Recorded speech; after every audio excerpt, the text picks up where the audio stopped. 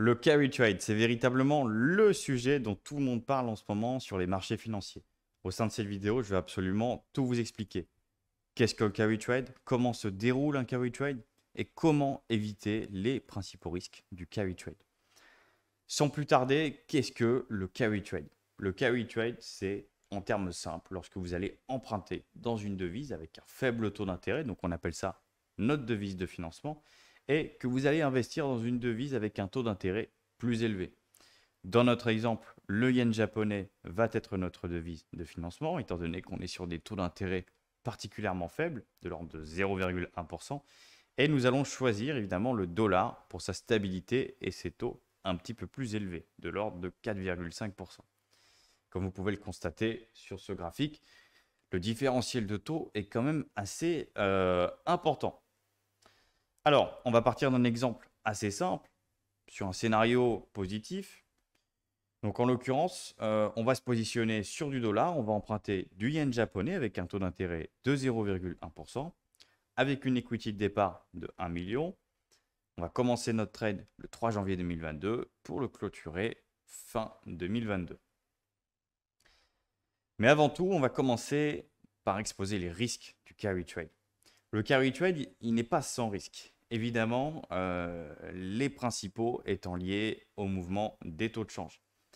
Lorsqu'on est un trader qui exécute ce type d'opération de carry trade, on espère tout simplement que le taux de change ne va pas évoluer défavorablement. Tout simplement, lorsqu'on va placer un trade donc en dollars face au yen japonais, où effectivement on va vendre 1 million en yen japonais à un taux de change donc de 115,25, le trader espère tout simplement que le dollar va s'apprécier par rapport au yen japonais, puisqu'évidemment, dans le cas contraire, on perdrait de l'argent. Donc, dans cet exemple qu'on prend actuellement, le taux de change a effectivement évolué favorablement, puisqu'on est passé de 115,25 yens japonais face au dollar à 151,95. Donc on a généré un profit quand même assez conséquent de 319 872 dollars grâce à l'appréciation uniquement du dollar. Cependant, prenons en compte une chose importante, c'est que si le taux de change aurait évolué défavorablement, donc si le dollar ne s'était pas apprécié face au yen japonais, on aurait pu évidemment entraîner une perte assez conséquente. Donc il faut faire particulièrement attention à ce sujet-là. Et évidemment, il faut sélectionner des devises qui sont particulièrement stables. Donc évidemment, on va éviter toutes les devises qui sont instables, donc notamment la lire turque, le peso argentin, etc., etc.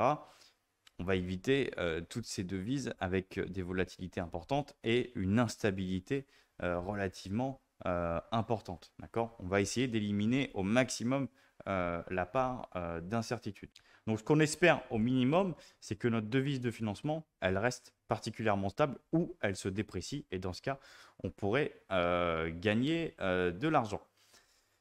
Donc, dans l'exemple donné, on a payé seulement 917 dollars d'intérêt sur notre yen japonais. Si le yen japonais s'était apprécié au lieu de se déprécier, naturellement, ce coût aurait pu drastiquement augmenter, réduisant notre profit ou éliminant totalement ce profit-là.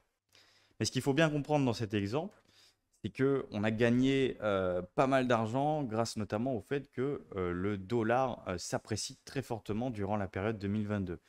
Durant la période de 2022, on avait tout simplement le quantitative tightening. Donc la Fed a commencé à augmenter drastiquement ses taux d'intérêt. On a eu une des périodes dans l'histoire où la Fed a augmenté le plus rapidement ses taux d'intérêt. Donc ça a quand même joué très favorablement à l'appréciation du dollar. Donc naturellement, ce carry trade était une très bonne opportunité. Donc maintenant, ce qu'il faut comprendre, c'est que voilà, ça aurait pu être totalement l'inverse. Donc il faut faire particulièrement attention à ces facteurs. Les gains totaux de l'opération sont de 354 878 dollars. On a gagné 35 863 dollars d'intérêt sur le dollar. On a perdu moins 917 dollars d'intérêt sur le yen japonais. Et on a gagné, grâce au taux de change, donc yen japonais face au dollar, plus 319 872 dollars. Donc c'est quand même assez important. Ça représente quand même 31% de profit, cette opération sur un an. Donc évidemment, je vous ai mis en avant les risques et c'est ce qui a causé ce flash crash qu'on a pu observer ce 5 août.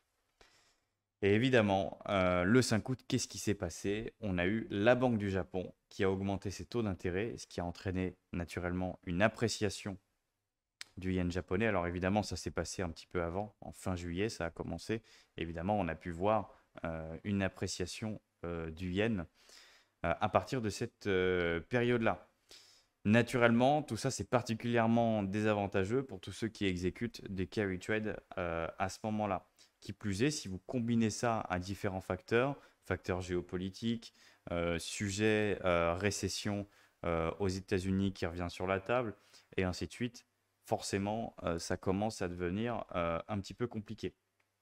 Et donc, en l'espace de 2 semaines, 1 dollar est passé de 160 yens japonais à 147 yens japonais. Donc, on a eu une dépréciation du dollar, une appréciation du yen.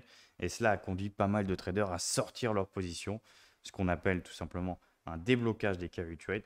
Et donc, ils ont vendu une partie importante de leurs actifs basés aux États-Unis pour reconvertir tout ça en yens japonais et rembourser le prêt afin d'éponger leurs pertes. Voilà en tout cas pour cette vidéo sur le carry trade. Si vous avez des questions, n'hésitez pas dans les commentaires. C'était un plaisir et je vous dis à très bientôt.